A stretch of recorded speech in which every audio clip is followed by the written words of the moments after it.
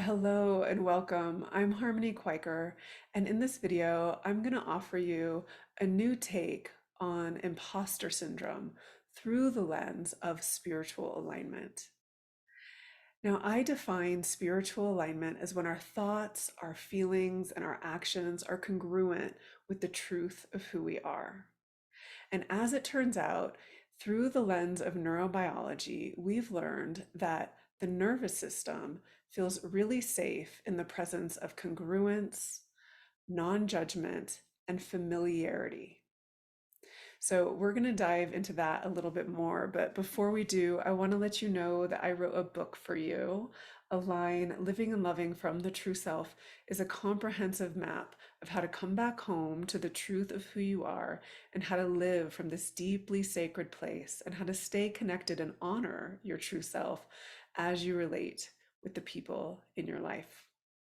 I've also created these self-guided alignment cards, and there are 48 cards in a deck, and there are four themes in those 48 cards, and each theme has a wisdom teaching and a sentence stem to offer you tools to live and love from your true self.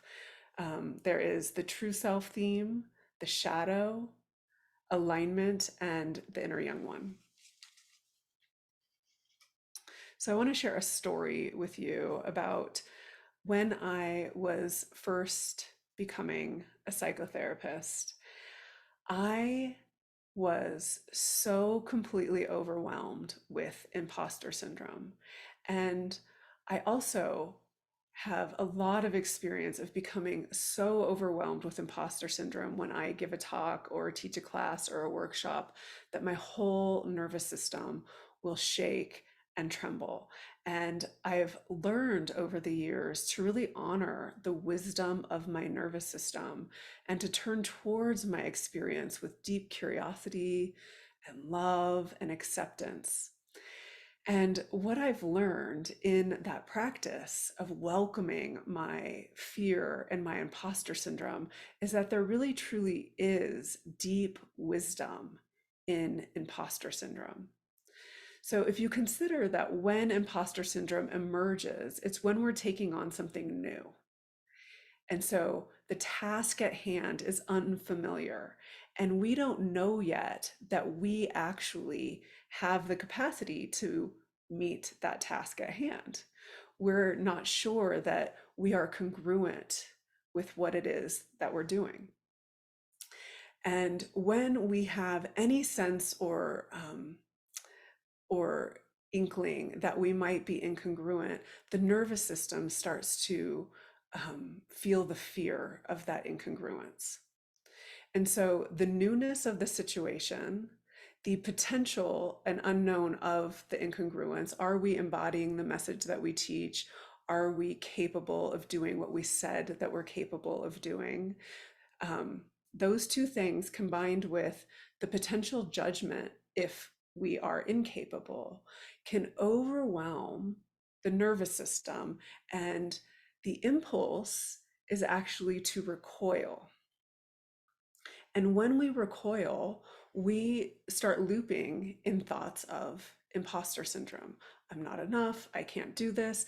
And the mind starts to sort of talk us off of that growing edge, talks us away from the potential of learning. Can we actually step over this threshold, expand ourselves in such a way to meet the task at hand?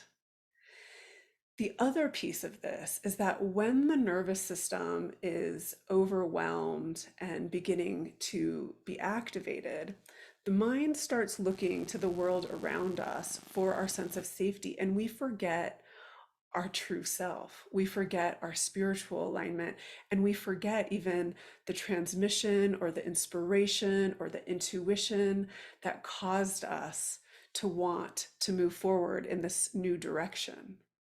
I see this all the time with new therapists, and I also see this um, all the time when people are learning to give a new talk or offer a new offering in their business. The impulse to withdraw and go away can be so challenging to not just overcome, but learn from and honor and be with in a really tender, loving way. The other piece of this that I'll share with you is actually something that I recognized when I published my first book. My first book is a self help memoir, and it's called Reveal, Embody the True Self Beyond Trauma and Conditioning. And when I was going on speaking events to launch my book around the country, I was hijacked with fear.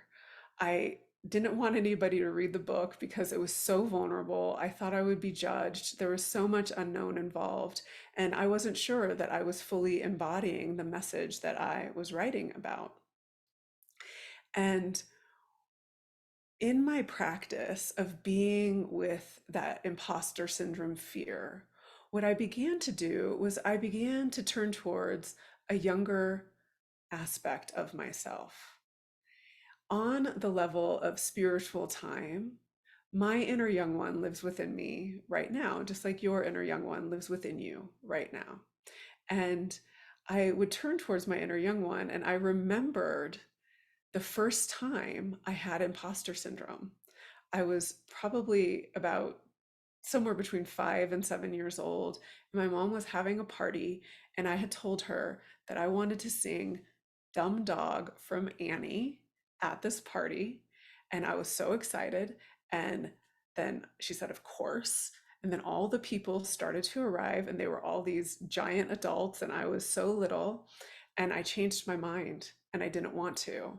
My mom was trying to encourage me, trying to empower me from the kindness of her heart, said, no, it's time. Come on, it's time. And kind of pushed me up there lovingly and gently. And I froze. And I felt so much shame. And I started to withdraw and go away. And I went back into my room to play with my dolls.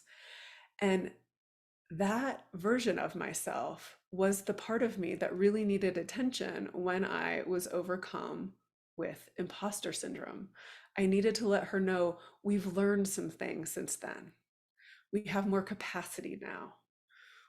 People want to hear what you have to say, and I want to hear what you have to say, and I will always listen to you, and I will always hold you.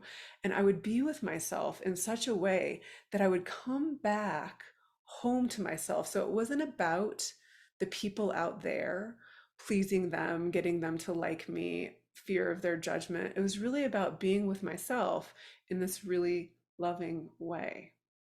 And so, through the lens of spiritual alignment, imposter syndrome has all of these facets embedded within it: the neurobiology, the inner young one, and the alignment with the source that beats our heart, remembering to meet the task at hand from our, our home base, the core of our being, and to move forward from contact with ourselves. And so, with that, I want to let you know that I have many courses available on my website. Some are for therapists and coaches, and some are for everyone. And so, if you want to learn how to live your alignment and love from your alignment, or if you want to learn how to facilitate alignment, please come check out my website, thespirituallyaligned.com, and leave a comment here if you have any questions. Thank you.